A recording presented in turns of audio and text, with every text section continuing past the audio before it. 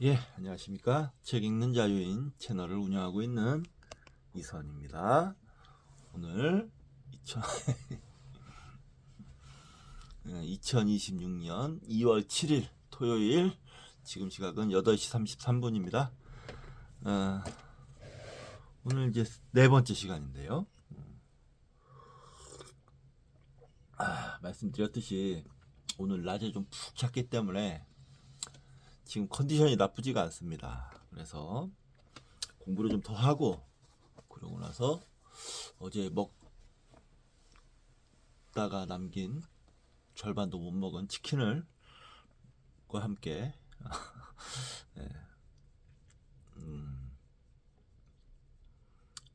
소주를 한잔 하고 드라마나 영화를 보면서 한잔 하고 잘 것입니다. 오늘 조금 늦게 잘 수 있겠네요. 자, 이번 시간은 2000시간까지 뇌의 진화, 신의 출현 세 번의 시간에 걸쳐서 미디어북을 했는데요. 이번 시간은 신의 위대한 질문, 오랜만에 미디어북 하도록 하겠습니다. 11장입니다. 누가 우리를 대신하여 갈 것인가? 근데 이게 지금 11장, 12장이 짧아요. 그래서 두 장을 다 하고 끝내면 될 것 같습니다. 빨리빨리 진도 나가야죠. 책도 많이 사놨는데 책을 사놓기만 하면 뭐합니까? 읽어야 되지 않겠습니까? 그래서 열심히 읽으려고 지금 노력하고 있는 게 여러분도 보이시죠? 저는 책을 사기만 하는 사람은 아닙니다. 예, 책을 읽기도 하는 사람입니다. 근데 읽는 속도가 사놓은 책들을 도저히 따라갈 수가 없어서 그게 비극이긴 한데 최선을 다해볼 생각입니다. 아마 다 못 읽을 거예요. 거의 확실하게 99.9%의 확률로.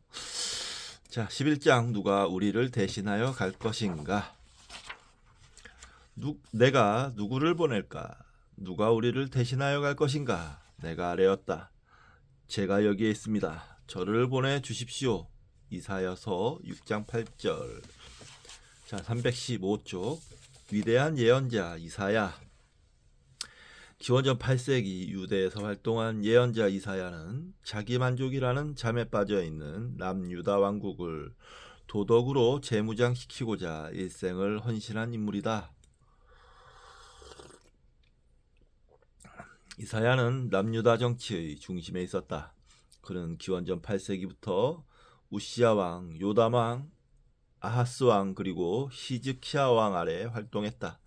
특히 요담 왕과 아하스 왕 시절에는 유대 궁중의 최고 고문으로 활동했다. 구약성서 이사야서는 총 66장으로 구성되어 있는데 그중 1에서 39장은 기원전 8세기에 살았던 이사야의 기록으로 주로 아시리아 제국의 위협을 다루고 있으며 40장 이후는 유대 역사에서 훨씬 뒤에 등장하는 바빌론 포로기를 다루고 있다. 학자들은 이사야서 1에서 39장을 제1 이사야라고 명한다. 이사야는 위험한 국제 정세 속에서 유다 왕국의 생존을 지켜내리라고 믿었던 지도자 우시야 왕이 죽자 시리에 빠진다. 우시야 왕은 남유다 왕국의 가장 성공한 왕 중 한 명이다. 그는 야훼가 심이다라는 자신의 이름에 담긴 의미를 유감없이 발휘했다. 우시야는 16세의 나이에 유다의 11번째 왕이 되어 52년 동안 치리했다. 그는 유다 왕국의 국경을 굳건하게 지켰고 유다는 전례 없는 태평성대를 구가했다. 그는 뛰어난 전략가인 동시에 무기를 고안해 생산하는 발명가적 기질도 있었다. 그러나 이 위대한 왕의 마지막은 비극적이었다. 그는 예루살렘 성 안에 안치된 왕들의 분묘에 묻히지 못하고 쓸쓸히 성 밖 들판에 묻혔다. 우시아의 위대한 업적을 고려한다면 이는 충격적인 사실이다. 그의 묘비에는 다음과 같이 새겨져 있다. 그는 나병 환자였다. 아이고.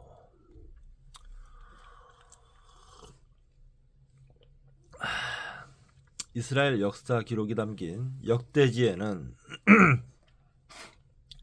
우시아가 마음이 교만해져 자신이 사제 역할을 하며 향단에 스스로 분향을 하려 했다고 기록되어 있다. 당시 사제 80명이 우시아 왕의 진입을 막으려 했지만 그는 막무가내로 성소로 들어가 분향을 하려다가 주위에 서 있는 사제들에게 화를 냈다. 우시아에게는 왕이라는 역할이 있고 제사장에게는 다른 역할이 있다. 인간은 자신의 역할에 최선의 노력을 경주할 때 위대한 삶을 살 수 있다. 그런데 우시아 왕은 왕이라는 이름으로 권력을 남용한 것이다. 성서는 우시아 왕이 권력자에게 요구되는 최선이 겸양이라는 사실을 망각하자 신의 저주의 상징인 나병에 걸렸다고 기록한다. 겸양이란 자신이 해야 할 일을 알고 그 일에 매진하는 헌신이다. 제사는 자신의 욕심을 신에게 바치는 의식이다. 우시아는 제사를 통해 자신을 과시하려다 변을 당한 것이다. 우시아는 죽는 날까지 나병을 앓았고 예루살렘에서 쫓겨나 별궁에서 홀로 살다가 쓸쓸히 죽음을 맞이한다. 이 시기가 고대 오리엔트에서 중요하게 여겨지는 이유는 이때 아시리아 제국이 새로운 강자로 등장하기 때문이다. 아시리아 왕 디글랏 빌레셀 가열고 제위 기원전 745년에서 727년 가로닫고는 팔레스타인 정복의 야욕을 불태우기 시작한다.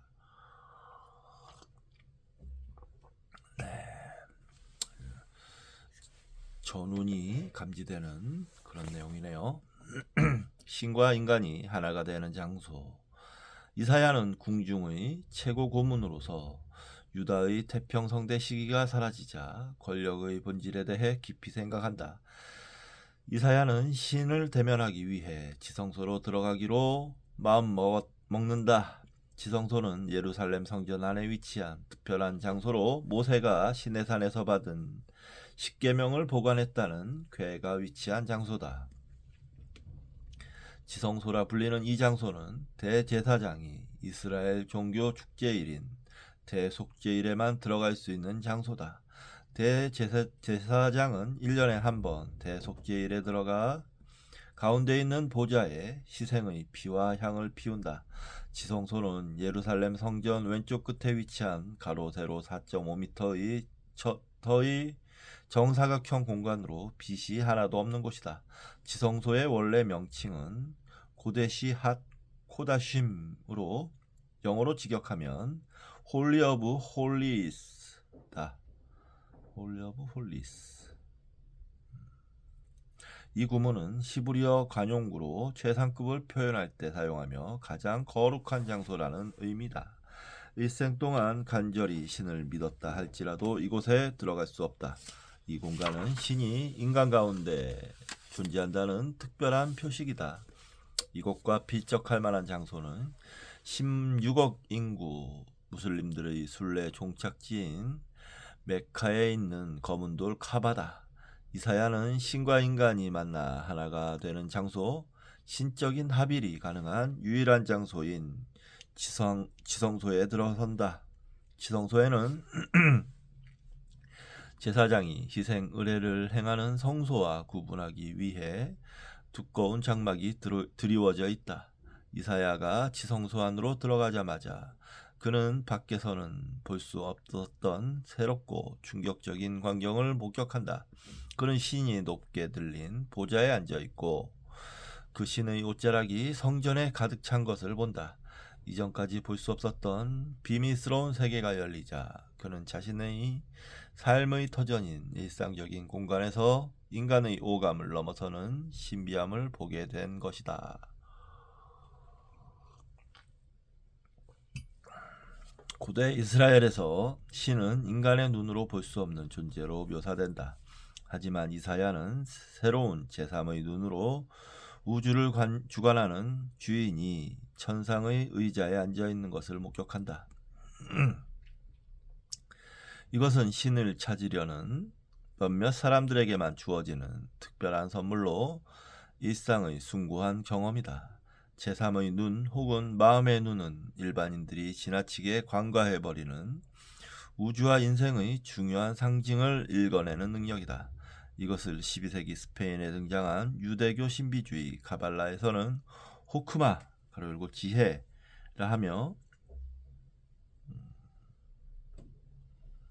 인도 힌두교 전통에서는 아지나 혹은 차크라라 한다. 그리고 생리학자들은 이것을 송과체라 한다. 제3의 눈 혹은 마음의 눈, 우리가 아까 방금 전에 배웠던 뇌의지나 신의 출현에 나왔던 마음이론이죠. 마음이론.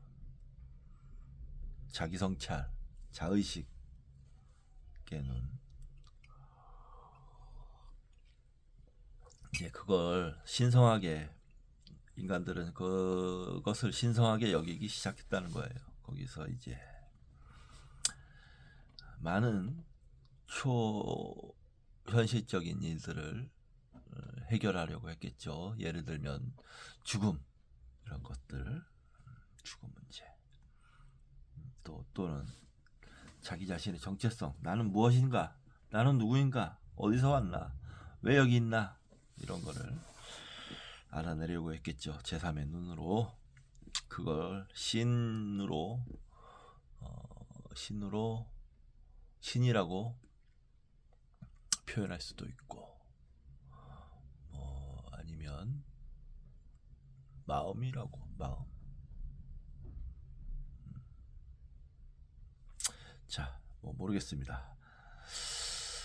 차크라, 지혜, 차크라.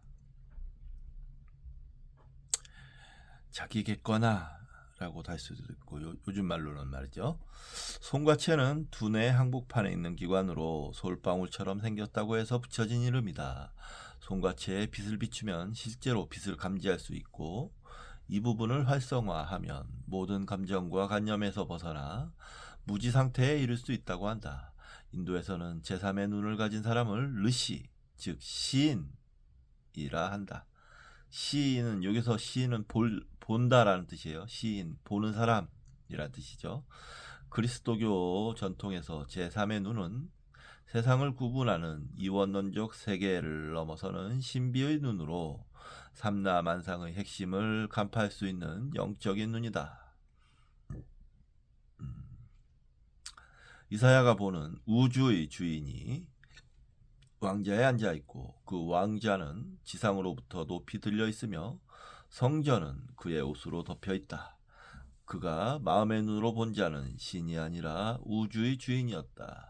이는 히브리어로 아돈이라 하며, 아돈은 이스라엘에서는 노예와 대비되는 집주인 혹은 신하와 대비되는 통치자를 의미한다. 그는 우주와 역사를 지배하는 삼라만상에 숨겨진 존재를 찾은 것이다.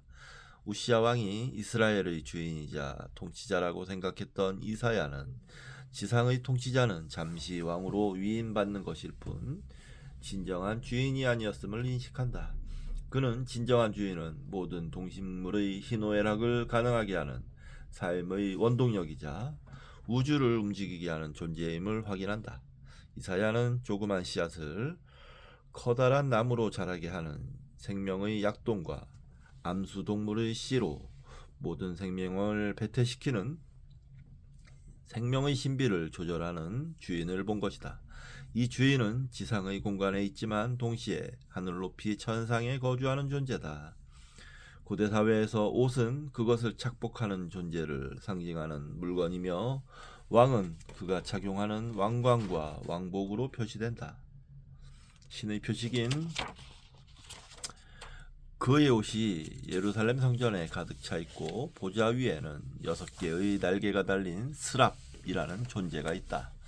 이들은 두 날개로는 자기 신의 얼굴을 가려 신을 직접 볼 수 없게 하고, 다른 두 날개로는 자신의 발, 즉 성기를 가려 신에게 최고의 존경을 표시하며 나머지 두 날개는 자유롭게 두어 신의 명령을 신속하게 처리한다. 스랍은 후대에 천사로 발전하는 천상의 존재이자 신의 시중을 드는 존재다.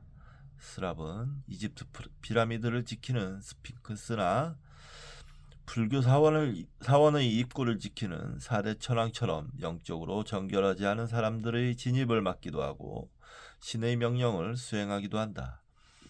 괴물을 의미하는 영어 단어 몬스터도 이러한 존재들이다. 거룩한 공간과 일상 공간의 중간에서 그 경계를 표시하는 잘 아는 의미다. 그들은 신을 거룩하다라고 부른다. 다른 언어의 용법과 마찬가지로 동일한 단어를 3번 반복하는 것은 최상급의 표현이다. 한마디로 신은 가장 거룩한 분이라는 의미다. 거룩이라는 히브리어는 코데시인데 그 본래 의미는 가로 열고 일상으로부터 가로 닫고 구분된, 분리된, 다른이라는 뜻이다. 독일 종교학자 누돌프 오토는 거룩의 개념을 비이성적이며 비감각적인 경험이나 자신을 넘어선 중요하면서도 갑작스러운 대상에 대한 감정이라고 정의하며 이를 절대타자라 했다. 절대타자는 내게 익숙한 에고에서 벗어나 무아 상태로 진입할 때 비로소 드러나는 다름이다. 이사야는 그 다름은 전체를 창조한 분이라고 선포한다.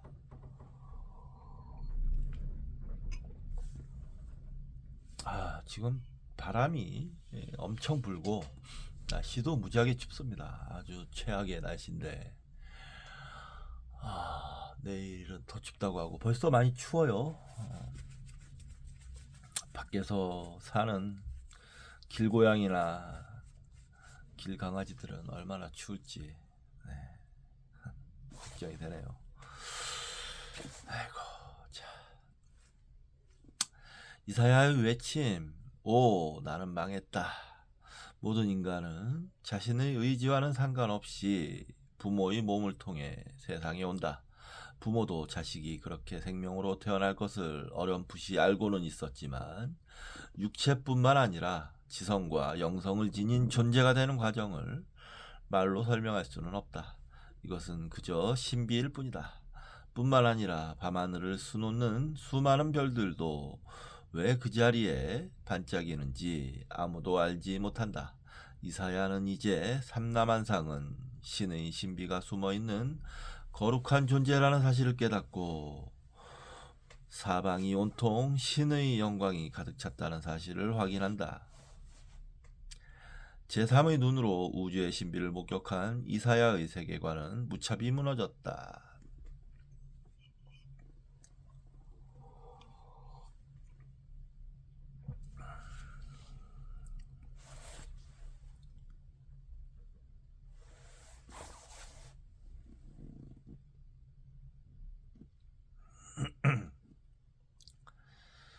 이사야는 오, 나는 망했다. 나는 무슨 말을 해야 할지 모르겠다 라고 외친다. 이사야는 이제 자신이 알고 있는 세계와는 다른 그 가시적인 세계를 조절하고 지배하는 신비한 세계를 목격한 뒤 자신은 망했다고 외친다.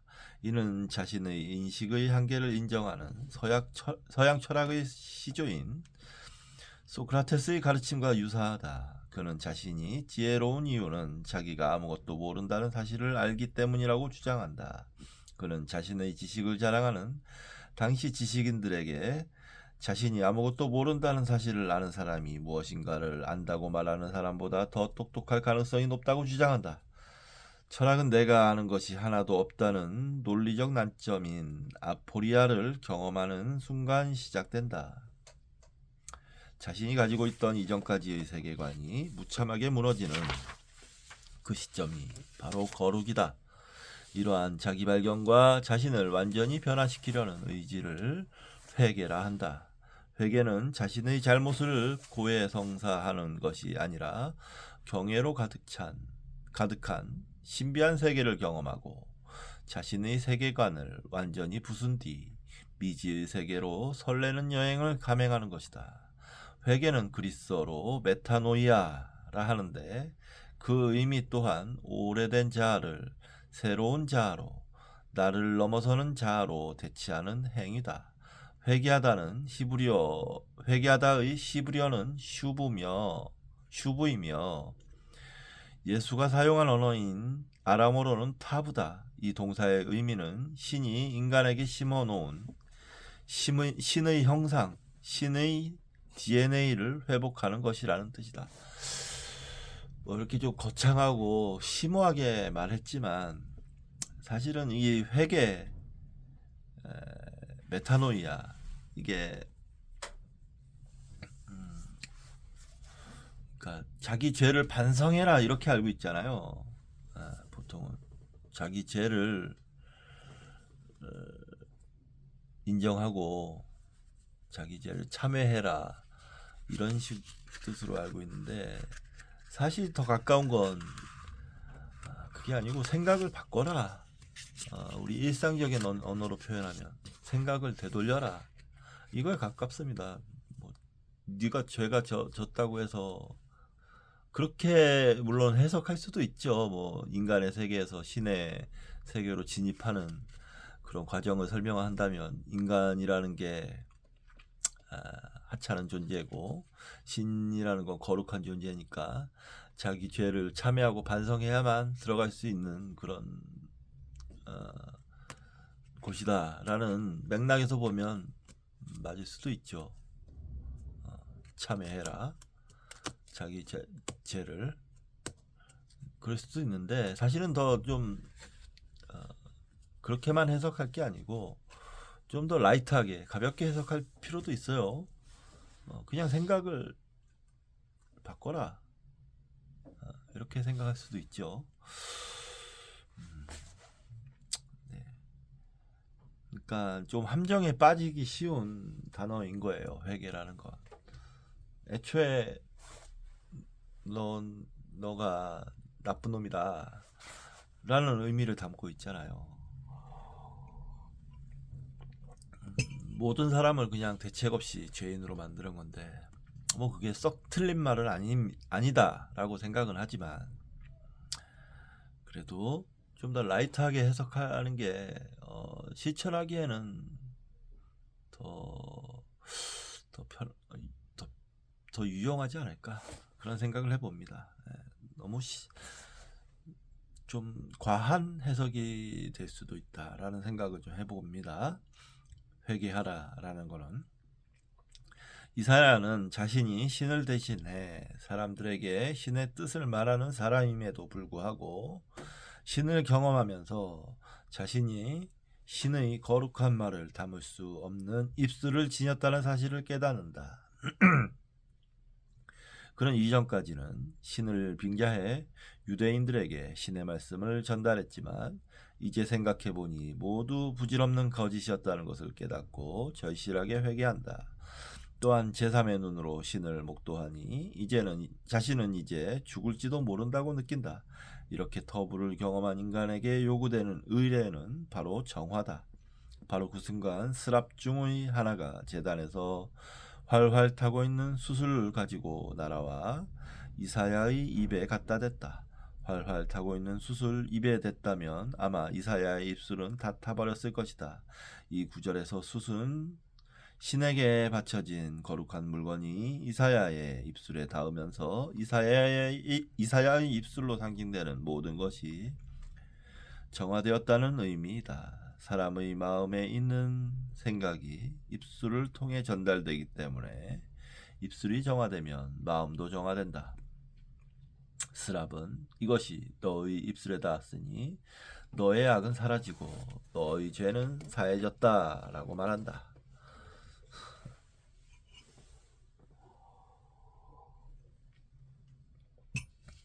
거룩함이라는 위대한 씨앗, 신의 섬세한 침묵의 소리까지 들을 수 있게 된 이사야는 신과 세라핌들이 모여 천상에서 회의하는 장면을 목격하게 된다. 이사야는 내가 누구를 보낼까? 누가 우리를 대신하여 갈 것인가? 라는 신의 목소리를 듣는다. 우리가 그리스도교 신학자들은 이 구절에서 우리를 삼위일체라고 해석하고는 하는데 이는 그리스도교 교리로 고대 이스라엘 문헌을 해석하는 시대착오적인 주장이다. 이사야가 이러한 천상회의의 장면을 목격했을 때 그의 반응은 신속하고 단호했다. 제가 여기 있습니다. 저를 보내주십시오. 이사야는 세상에 태어나 그럭저럭 자신의 삶을 사는 존재가 아니라 신의 위임을 받고 그 일을 자신의 삶을 통해 최선을 다하는 존재로 닮았고 만다. 이사야의 말을 들은 신은 다음과 같이 말한다.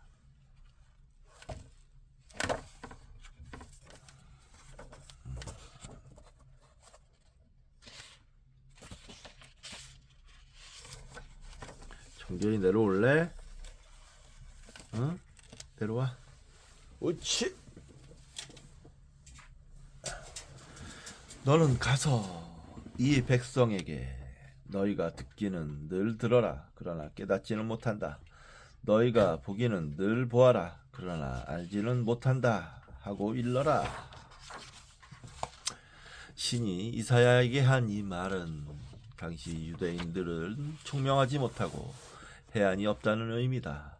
우리가 어떤 외국어를 배우고 익히지 않으면 그 언어를 들어도 이해하지 못하는 것처럼 신이 삼라만상을 통해 자신의 모습과 비밀을 들려주어도 우리는 신의 언어를 판독할 수 있는 문법을 모르므로 이는 우이독경과 다르지 않다. 아랍어의 이교도를 의미하는 단어인 카피르는 모든 것을 당연한 것으로 여기는 뻔뻔스러운 인간, 즉 불신자를 뜻한다. 우리는 매일매일 우주의 신비를 마주하지만 그것을 볼 수 있는 눈이 없다. 신은 그러한 사람들에게 이 유대 사람들은 내 말을 듣기는 참 잘 듣는 것 같으나 제3의 귀가 없어 이해하지 못하고 이들이 보기는 참 잘도 보나 제3의 눈이 없어 알지 못한다 라고 말한다. 이 구절은 신약 성서에서 예수가 제자들에게 누누이 경고한 문구이기도 하다. 신은 단단히 화가 났다. 이사야는 이 말을 듣고 언제까지 그럴 작정이십니까? 하고 묻는다. 신은 성읍들이 황폐해 주민이 없어질 때까지, 사람이 없어서 집마다 빈집이 될 때까지, 밭마다 모두 황무지가 될 때까지 라고 말한다.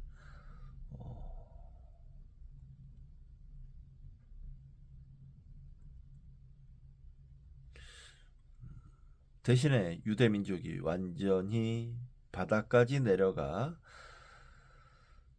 절실하게 깨달을 때까지 방치하겠다고 말한다. 새로운 역사는 과거에 대한 완전한 청산으로부터 시작된다.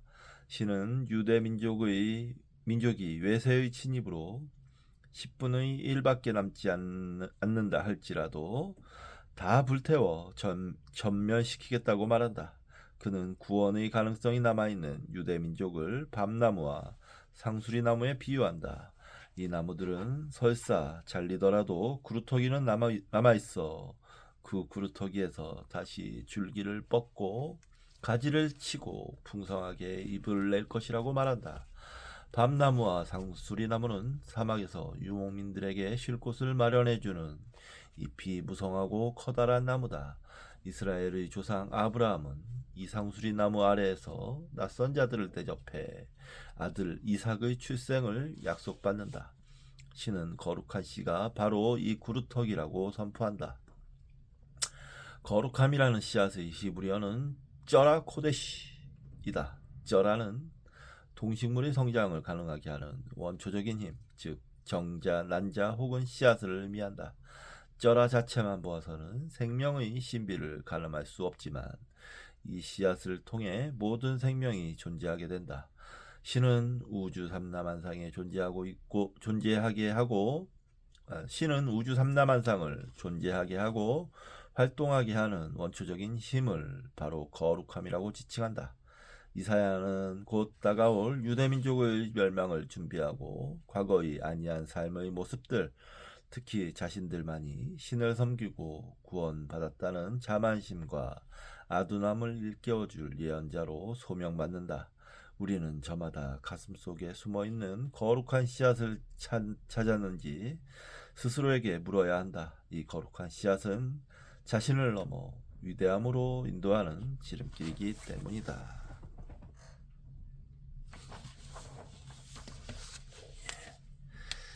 예, 잘 읽었습니다. 자, 11장 끝났고요. 이제 12장 할 차례인데요. 잠시 쉬었다가 하도록 하겠습니다.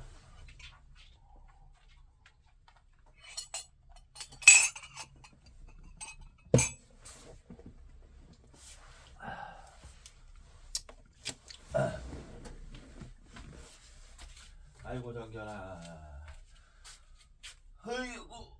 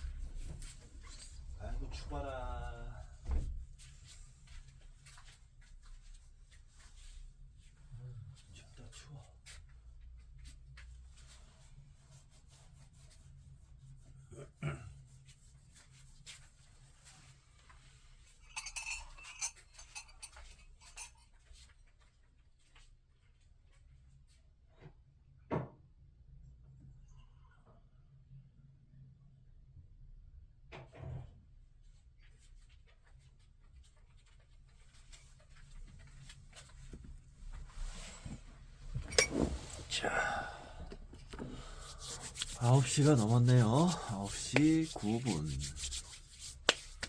네, 12장 빨리 읽고, 이게 이제 이것도 이제 얼마 남지 않았습니다. 13장 에필로그까지 읽으면 일단 본문은 끝나고요. 이제 그 다음에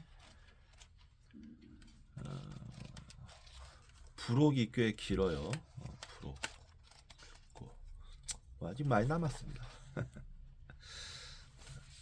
이제 보니까 약 150쪽 정도 남았네요. 자, 계속 읽어 보겠습니다. 자, 12장.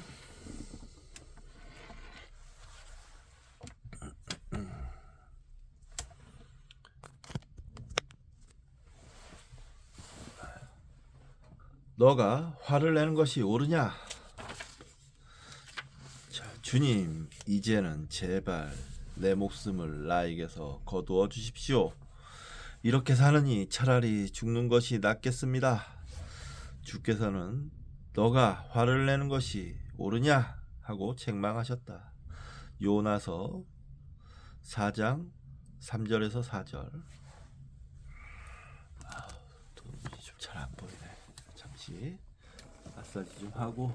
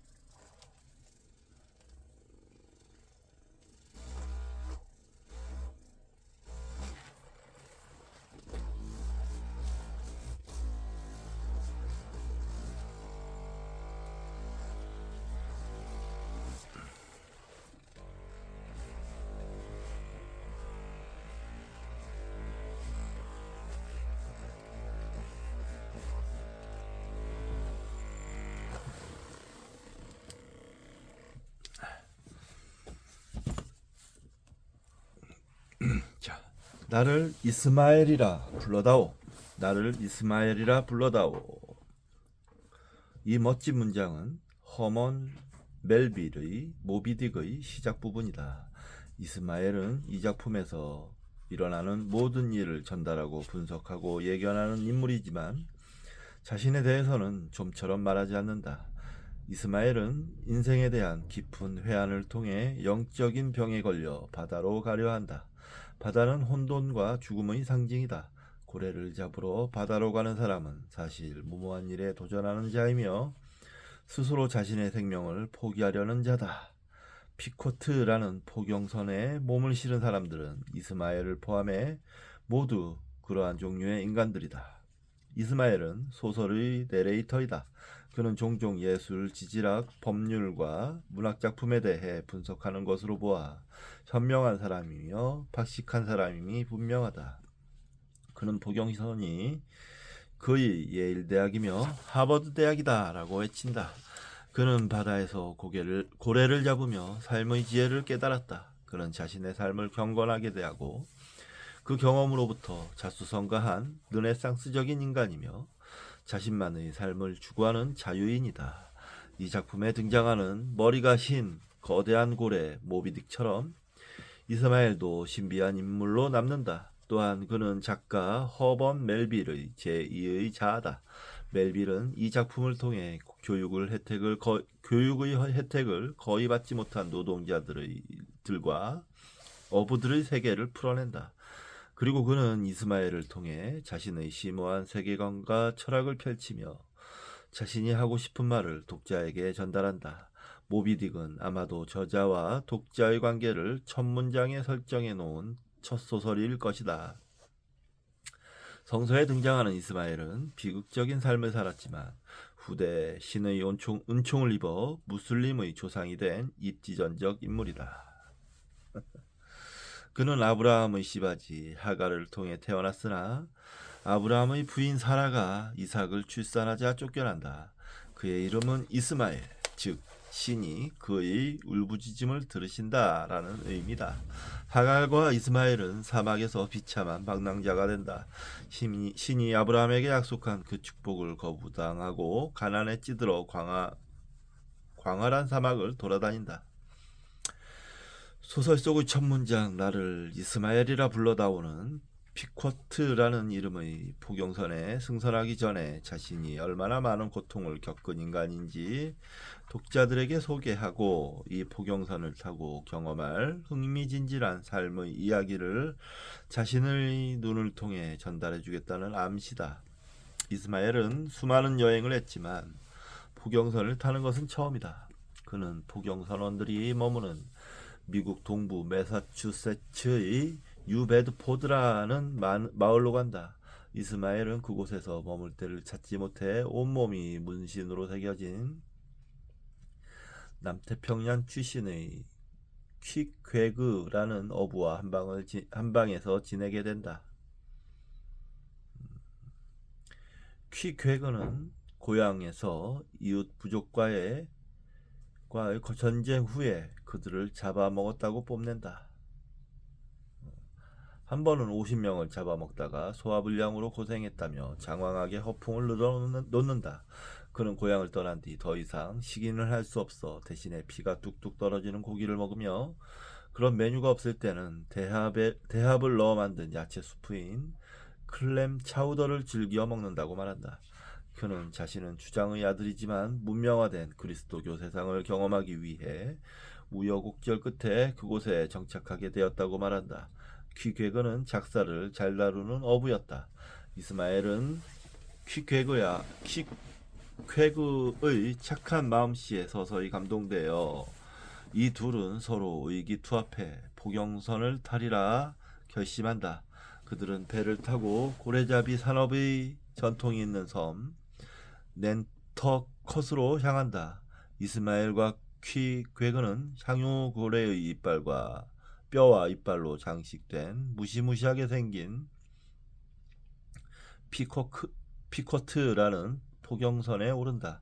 피쿼트는 17세기 미국 뉴잉글랜드 지방에 거주했던 미국 원주민 부족의 이름으로 지금은 모두 전멸했다. 전멸한 부족의 이름을 딴 배의 이름은 승선한 모든 사람의 운명을 암시한다. 이 배의 선장은 아합이라는 인물이다. 멜빌은 아합이라는 이름을 구약 성서에 등장하는 고대 이스라엘 왕의 이름에서 따왔다. 아합은 정치적 목적을 위해 페니키아의 공주 이세벨을 아내로 맞이하고 이세벨이 신봉하는 바알 종교를 들여와 이스라엘을 혼돈에 빠뜨린 인물이다. 아합과 이세벨은 비극적인 최후를 맞이한다. 피코트의 선장 아합도 전형적인 영웅이다. 그는 고대 그리스 신화의 아킬레우스와 오이디푸스 그리고 섹스피어의 햄릿과 괴테의 파우스트처럼 치명적인 결함을 가지고 있다. 바로 슈브리스라 하는 자만심이다. 아합은 주체할 수 없는 자만심의 노예가 되어 자연의 이치를 거스른다 해도 신처럼 자신이 원하는 바를 이룰 수 있다고 생각한다. 아합은 전형적인 비극의 영웅으로 우리로 하여금 연민을 느끼게 한다. 그는 악한 사람이 아니기 때문에 그가 당하는 불행이 과한 것처럼 보이며 동시에 우리도 그와 같은 불행에 처할 수 있다는 생각에 공포를 느끼게 된다. 아합의 천적은 모비딕이라 불리는 향유 고래다. 아합은 자신의 한 다리를 물어뜯어간 이 고래를 악의 화신으로 여긴다. 그는 이 전설적인 흰 고래를 포획하러 마지막 여정에 나선 것이다. 독자들은 모비딕의 생각이나 감정, 의도를 감지할 수 없다. 많은 비평가들은 모비딕은 인간이 도저히 이해할 수 없는 전지전능한 신을 상징한다고 말한다. 모비딕은 인간의 자유의지를 좌절시킨다. 인간이 모비딕에 대처하는 방법은 모비딕을 있는 그대로 수용하거나 도피하는 일이다. 이스마엘은 고래의 특징을 표현하려 장황하게 설명하지만 실패한다. 이스마엘이 지적한 것처럼 고래는 주로 바다 밑에서 생활하기에 인간이 관찰할 수 있는 순간은 잠깐 물 위로 올라올 때뿐이다. 모비딕은 곧 바다이며 인간은 바다의 수면만 볼 뿐이다. 바닷속에서 일어나는 일들, 바다의 시면을 본 적이 없다. 더욱이 이스마엘은 고래 전체를 본 적도 없다. 그는 고래의 어느 부분이 뼈대이고 머리이고 지느러미인지 가늠하지 못한다. 인간이 아무리 노력해도 알 수 없는 존재, 그것이 바로 모비딕이다. 약간 종교적 그러니까 신학적, 기독교적 사고방식을 가지고 있는 것 같아요. 확실히 이 모비딕의 저자 허먼 멜빌 이런 말입니다. 허먼 멜빌의 소설 필경사 바틀비 읽었잖아요. 거기서도 그 필경사 바틀비의 예수의 모습을 투영하고 했죠. 마치 그 바틀비가 어떤 혁명가적 혁명가적 행위를 은유적으로 표현한 작품이라고 보여졌었어요, 그때. 자, 넘어가겠습니다. 깊은 잠을 자는 자여, 신께 도움을 청하라.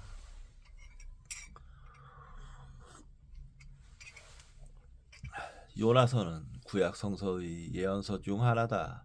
멜빌은 이 요나서에서 영감을 받아 모비딕을 썼다. 모비딕 전체에는 요나의 주제들이 곳곳에 포진되어 있다. 요나서가 없었다면 아마 모비딕은 쓰이지 않았을 것이다. 모비딕 9장에는 이스마엘과 퀴퀘그 포경 선원들이 예배당에 가는 장면이 등장한다. 그들은 12월의 어느 일요일 아침 예배당에 메이플 신부가 전하는 요나에 관한 설교를 듣는다. 선원 여러분, 이 요나서는 4장, 즉 4가닥의 실로 구성되어 있어서 성서의 강력한 철제 밧줄과 비교해서는 보잘것없는 가닥들입니다. 선원 여러분, 이 이야기는 저와 죄가 많은 사람들을 포함한 모든 사람들에게 살아계신 신이 있다는 안내서입니다. 요나의 죄는 그가 의도적으로 신의 명령을 따르지 않은 것입니다. 요나는 신으로부터 도망쳐 신을 멸시했습니다. 그는 인간이 만든 배가 신의 힘이 도달하지 못하는 곳으로 간다고 생각했습니다.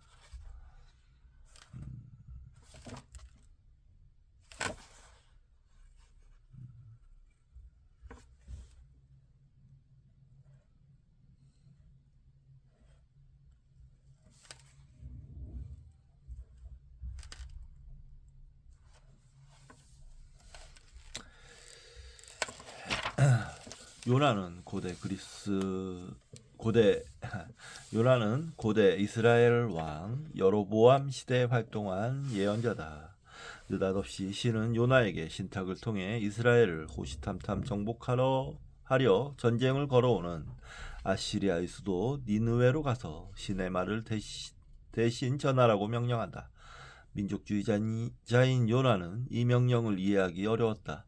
자신이 신봉하는 신은 이스라엘인들만을 위한 신인데 그들의 생존을 근본적으로 위협하는 아시리아로 가서 구원의 메시지를 선포하라는 신의 명령을 도저히 용납할 수 없었다. 요나에게 신이란 자신이 속한 민족 공동체와 신앙 공동체만을 위한 신이지 모든 민족을 위한 신은 아니라고 생각했기 때문이다.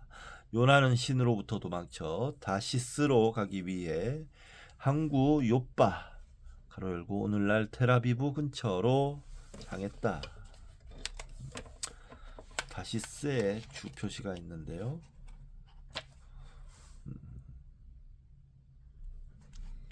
다시스가 어디인지 정확하게 알 수 없다. 학자들은 다시스가 바울의 고향인 터키의 다소라고 말하기도 한다. 다시스에 대한 다른 어원은 노를 의미하는 고대 그리스어 타르소스에서 유래했다. 네. 그가 욥바에 도착했을 때는 다시스로 향하는 배가 이틀 전에 이미 떠난 후였다. 유대인 전설에 의하면 며칠 전부터 해일이 일어 그 배가 다시 욥바로 돌아왔다고 전한다. 지중해에서 바람이 없는 경우 닷을 이용하는 배는 항구에 정박해 놓지만 닷이 없이 노를 이용해 항해하는 배는 항상 항해할 수 있기 때문에 정규적인 항해를 하는 상인들이 선호했다.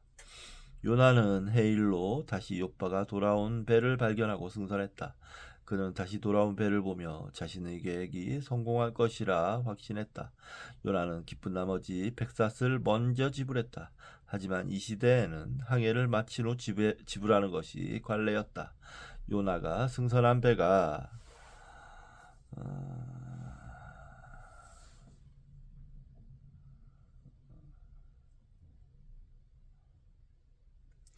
항해를 시작하자마자 큰 해일이 일기 시작해 배가 자초 직전에 이르렀다. 사공들은 공포에 질려 제각기 신을 불러 살려달라고 부르짖었다. 이들은 살기 위한 마지막 수단으로 배를 가볍게 하기 위해 배에 있는 모든 물건들을 바다에 던졌다. 요나는 일생 동안 사회정의와 신의 사랑을 전하기 위해 예언자로 살았지만 도저히 이해할 수 없는 신의 요구를 거절하고 자포자기한다. 그는 배가 자초될 상황에서 배의 가장 밑으로 내려가 깊은 잠에 빠진다. 고대 히브리인들에게 잠은 두 가지 의미다. 야센이라는 히브리어는 비활동적인 상태가 되다, 잠자다 라는 의미이고, 라담이라는 히브리어는 잠에 골아떨어지다, 가로 열고 약물에 취해 가로 닫고 깊이 자다 라는 의미다. 또한 종종 신과 대면하기 위해 다른 차원의 세계로 들어가는 행위를 내포하기도 한다. 요나는 배의 맨 아래로 들어가 이전에 경험하지 못한 라담, 곧 깊은 잠을 자게 된다. 요나가 탄 배가 높은 파도와 폭풍으로 부서질 지경에 이르게 되어도 요나는 마치처럼 심연의 세계로 진입한다. 선장이 요나를 깨우며 깊은 잠을 자는 자여 신께 도움을 청하라. 혹시 당신 신이 우리를 기억하고 죽지 않게 할 수 있다 라고 말한다. 선원이나 어부들은 광활한 바다에서 생활하며 자신의 운명이 얼마나 하찮은지 매일매일 깨닫는 사람들이다.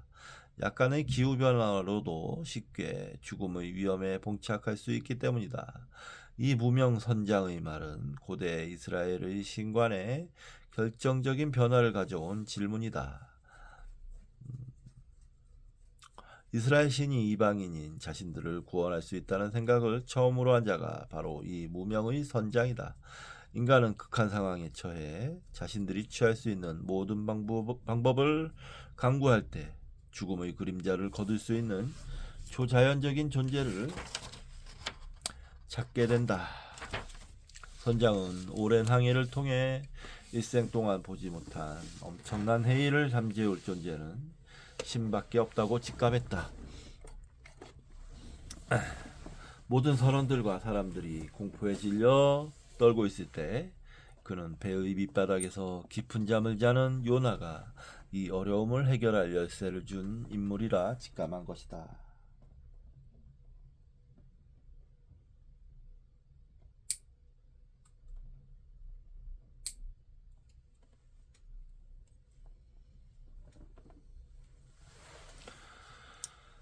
자신의 무지를 발견한 요나. 선장은 누가 이러한 재앙을 초래했는지 알기 위해 제비 뽑기를 하자고 제안한다. 고대 사회에는 제비를 뽑아 신의 뜻을 헤아리는 풍습이 매우 많았다. 구약 성서 에스더기는 전체가 불임절 축제와 관련된 이야기다. 불임이라는 말은 제비 뽑기라는 의미다. 에스더기에서는 신이 자신의 목적을 달성하기 위해 결과를 조작하기도 한다. 고대 이스라엘에서 일반인들이 점을 치거나 제비 뽑기를 하는 것은 법으로 금지되어 있었다. 이 행위는 사제들의 특권이었고, 그래서 대제사장들은 그들의 가슴바지에 신성한 돌을 지니고 다니면서 신의 뜻을 알려고 시도했다. 다윗 왕은 전쟁 전에 점을 쳤고, 실제로 이스라엘 왕들은 전쟁 전에 신의 뜻을 알기 위해 점쟁이나 예언자들에게 물었다. 예수의 제자들이 유다를 대신할 제자를 찾으려 할 때도 그들 스스로 결정할 수 없었다. 그들은 예수에게 기도했고 제비를 뽑아 마띠아를 제자로 영입했다. 제비는 당연히 요나에게 떨어졌다. 선원들은 요나에게 재앙이 초래된 이유에 대해 물었다. 이 재앙이 누구 때문인가? 너희 직업과 고향, 너희 나라, 당신에 관한 모든 것을 말하라. 요나는 나는 보잘것없는 시부리 사람입니다만 삼라만상을 창조하고 주관하시는 야훼 신을 경외하는 사람입니다. 그런데 제가 그것을 깨닫지 못하고 도망치고 있습니다. 라고 말한다. 경외한다 라는 의미는 사물과 생물에 대한 깊은 통찰을 통해 그것들에 대해 자신이 아무것도 아는 것이 없다는 깨달음이며, 그 깨달음을 통해 삼라만상에 대한 신비함을 표현하는 것이다. 요나는 깊은 잠을 통해 자신과 신의 전지전능을 깨달았다. 이 말을 듣고 선원들은 기겁했다. 이들의 항해에 부정이 탄 것이다. 인간이 자기가 꼭 해야 할 의미를 깨닫지 못하고 회피하면 불행이 초래된다. 그 불행은 한 개인에게만 국한되는 것이 아니라 그가 속한 공동체 전체에 영향을 끼친다. 요나의 자기 희생적이며 삶의 모델이 되는 행동을 기대한 선원들은 요나의 무책임한 회피가 가져올 불행을 몸으로 체험하는 사람들이다. 그들은 요나에게 어쩌자고 당신은 이러한 일을 하였소? 라며 소리친다. 파도가 점점 거세지자 선원들은 당황했다. 그러자 요나는 나를 들어서 바다에 던지시오. 그러면 당신들 앞에 저 바다가 잔잔해질 것이오. 바로 나 때문에 이 태풍이 당신들에게 닥쳤다는 것을 나도 알고 있소. 라고 말한다. 선원들은 요나의 자포자기의 말을 터무니없는 소리로 치부했다. 그들은 육지로 되돌아가고자 사력을 다해 노를 저었지만 소용없었다. 그들은 요나의 말이 맞을지도 모른다면서 신에게 기도한다. 주님, 빕니다. 우리가 이 사람을 죽인다고 해서 우리를 죽이지 말아 주십시오. 주님께서는 뜻하시는 대로 하시는 분이니 우리에게 살인죄를 지우지 말아 주십시오. 선원들은 요나를 들어 바다에 던졌다. 그러자 폭풍이 일던 바다가 잔잔해졌다. 우리가 사는 세상은 배와 같다. 각자가 맡은 일을 책임있게 행할 때 인생이라는 항해를 안전하게 마칠 수 있다. 요나가 자신이 해야 할 일을 깨닫지 못하고 도망치자 그가 속한 공동체 전체가 위험에 처했다. 신은 요나가 해야 할 일이 무엇인지 알려주기 위해 바다에 큰 고래 한 마리를 마련해 두어 그를 삼키게 했다. 요나는 고래 뱃속에서 사흘 밤낮을 지낸다.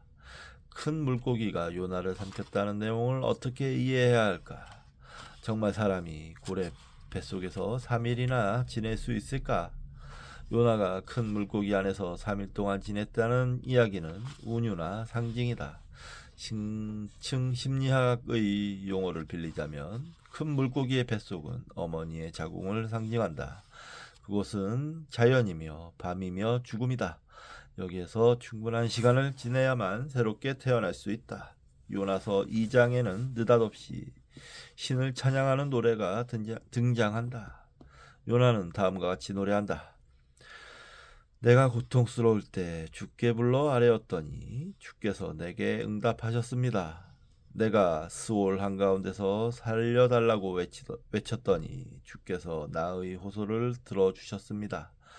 주께서 나를 바다 한가운데 깊음 속으로 던지셨으므로 큰 물결이 나를 에워싸고 주의 파도와 큰 물결이 내 위에 넘쳤습니다.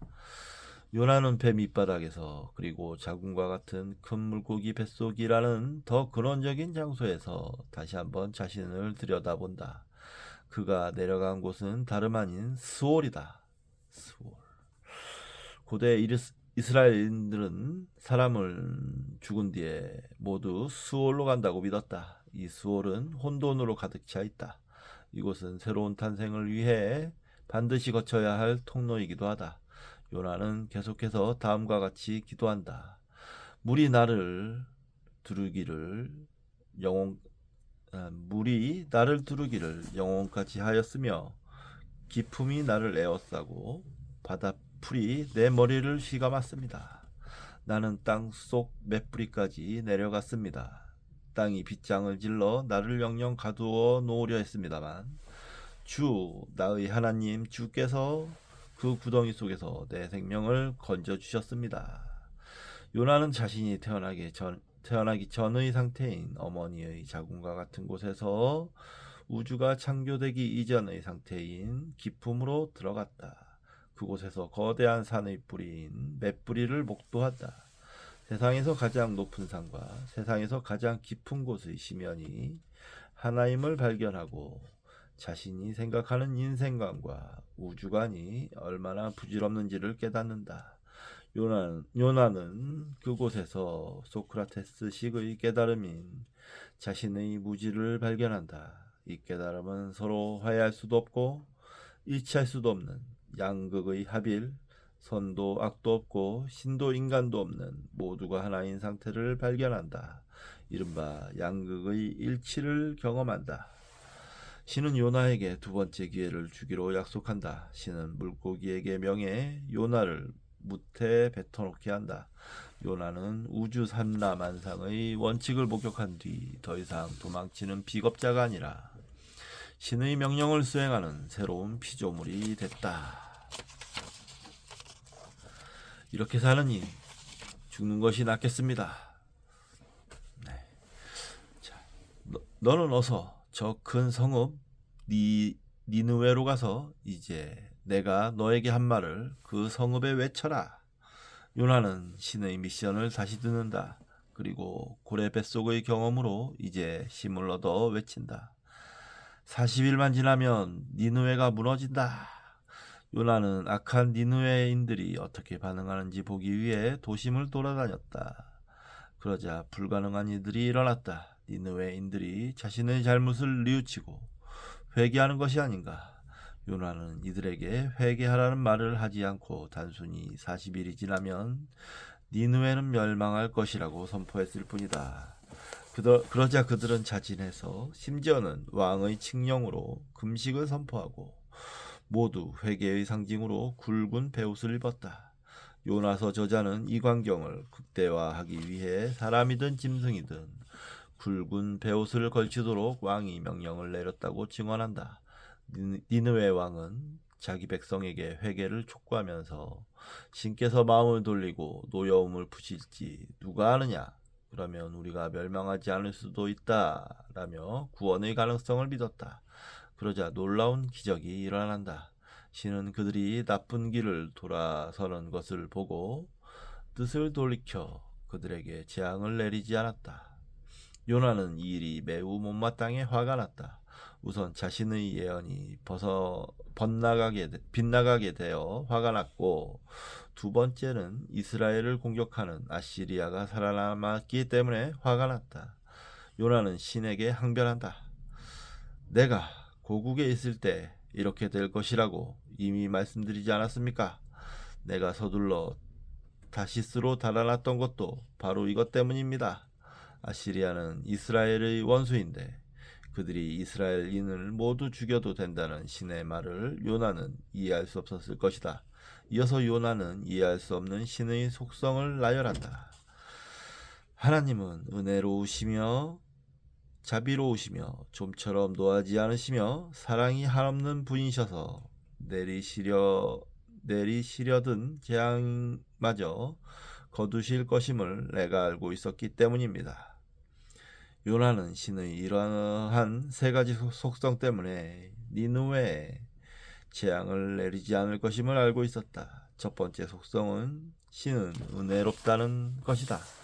이에 해당하는 히브리어는 한운으로 상대방에게 친절하고 상대방의 고통을 공감할 뿐만 아니라 용서하는 마음이다. 두 번째 속성은 신은 자비롭다는 것이다. 이에 해당하는 시브리어 라훔은 원래 어머니의 자궁이며 자식에 대한 어머니의 희생과 사랑이며 원수까지 껴안을 수 있는 한없는 자기 희생적 사랑이다. 이것은 갓난아기의 모든 실수를 감싸주고 그 아이에게 몰입해 온전히 그 아이를 위해 사는 어머니의 마음이다.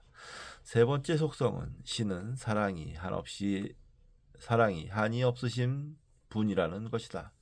원래 히브리어 원문에는 라브 헤세드라고 기록되어 있다. 헤세드는 자기 희생적인 사랑으로 보통 신의 사랑이나 어머니의 사랑을 표현하는 단어다. 요나는 신의 이러한 사랑을 이해할 수 없었다. 배 밑바닥과 고래 뱃속 경험을 통해 신을 만났지만 그 깨달음이 삶으로 이어지기는 힘들었다. 요나는 이제 니느웨인들이 멸망하지 않는 것을 보느니 차라리 죽는 것이 낫겠다며 신에게 대든다. 이때 신은 정신을 차리지 못하는 요나에게 너가 화를 내는 것이 옳으냐 하고 책망한다. 요나는 니느웨 동편에 우뚝 솟은 언덕 위로 올라갔다. 그곳에 초막을 짓고 그늘 아래에 앉아 니느웨가 어찌 되는지를 볼 셈이었다. 신은 요나에게 어떤 가르침을 주어야겠다고 생각했다. 그는 그늘을 드리우게 하는 박농구를 마련했다. 장렬하는 태양빛 아래에서 니느웨의 운명을 지켜보는 요나를 시원하게 해줄 요량이었다. 박농굴이 자라 요나의 머리 위에 그늘이 지자 요나는 기분이 무척 좋아졌다. 조금 전까지만 해도 죽겠다던 요나는 그늘 하나로 삶의 의미를 되찾은 것이다. 삶의 의미를 찾은 것이다. 그러나 다음 날 신은 벌레 한 마리를 마련해 박농구를 갈아먹게 했다. 식물은 이내 시들고 말았다. 해가 뜨자 찌는 듯이 뜨거운 동풍이 불어왔다. 햇볕이 요나의 머리 위로 내리쬐자 그는 기력을 잃고 죽기를 자청하며 말했다. 이렇게 사느니 차라리 죽는 것이 더 낫겠습니다. 요나는 일상생활의 불편함으로 자신이 해야 할 일을 망각하며 다시 한번 신에게 하소연한다. 신은 이 어이없는 요나에게 조금 전에 한 질문을 반복한다. 박농굴이 죽었다고 너가 이렇게 화를 내는 것이 옳으냐? 요나의 대답은 점입가경이다. 옳다뿐이겠습니까? 저는 화가 나서 죽겠습니다. 그러자 신이 말한다. 너가 수고하지도 않았고 너가 키운 것도 아니며 그저 하룻밤 사이에 자라났다가 하룻밤 사이에 죽어버린 이 식물을 너가 그처럼 아까워하는데 하물며 좌우를 가릴 줄 모르는 사람들이 12만 명도 더 되고 짐승들도 수없이 많은 이 큰 성읍 니느웨를 어찌 내가 아끼지 않겠느냐. 요나서는 여기서 끝이 난다.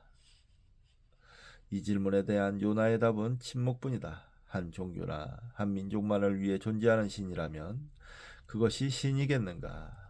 유대인들이 믿는 신이 자신들의 신으로만 존재하고 다른 민족, 즉 니느웨인을 위한 신은 아니란 말인가? 인간이 신이라고 상정한 존재는 종교, 민족, 인종, 언어를 넘어 이 모든 것을 포용하는 존재일 것이다.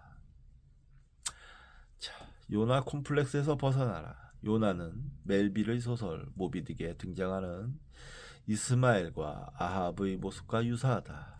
이 소설에서 내레이터이자 유일한 생존자인 이스마엘은 아직도 모비딕이라는 고래를 도무지 이해할 수 없다. 그의 임무는 사람들에게 모비딕은 우리가 알고 있는 그러한 고래가 아니라는 사실을 전해주는 것이다. 이스마엘은 마치 니느웨를 구원하려는 신을 이해하지 못하는 요나와 같다. 요나는 또한 아합과도 닮아있다. 모비딕을 절대악으로 상정하고 끝까지 싸운 아합은 끝내 죽고 만다. 요나도 니느웨를 자신과 자신이 속한 공동체를 근본적으로 위협하는 절대악으로 여기지만 그 악은 신의 은총으로 구원받는다. 니느웨는 신의 은총을 받아 신이 살아있음을 증언하는 증거가 됐다. 인간에게는 우리가 상정한 에고를 뛰어넘을 수 있는 위대함이 숨어 있다. 인간은 위대해질 수 있는 잠재성을 가지고 있고 그 잠재성의 발휘로 세상은 살만해진다. 그러나 몇몇 사람만이 이 잠재성을 인식하고 그것을 찾으려 목숨을 바쳐 영적이고 숭고한 여행을 떠난다. 요나, 이스마엘, 아합이 바로 그들이다. 이들은 무엇보다도 자신을 억누르는 거대한 자기, 즉 고래라는 괴물을 만나 씨름한다. 요나는 고래 뱃속에서 3일을 있었고 이스마엘과 아합은 모비딕을 만나 3일 동안 사투를 벌인다. 대부분의 사람들은 거대한 자기라는 괴물을 만나면 쉽게 포기하고 과거의 자아로 돌아간다. 요나 콤플렉스란 우리 모두가 가진 최선의 달란트를 발견하고 수행하기를 회피하는 마음이다. 최선의 달란트라는 건 이제 삶의 이유라고 했어요. 기독교에서 말하는 삶의 이유, 임무, 임무. 각자의 삶의 임무가 무엇인지 아는 것. 그 이유는 우리 스스로 최선이 무엇인지 찾기를 두려워하고 적극적으로 탐색하지 않기 때문이다. 요나는 생전 보지도 못한 심지어는 원수지간의 니느웨인들의 생존을 위해 존재했다. 요나의 선교로 12만 명 이상의 니느웨인들이 생존할 수 있었다. 만일 요나가 그 책임을 받아들이지 않았다면 그들은 모두 멸망했을 것이다. 신은 질문한다. 너가 화를 내는 것이 옳으냐?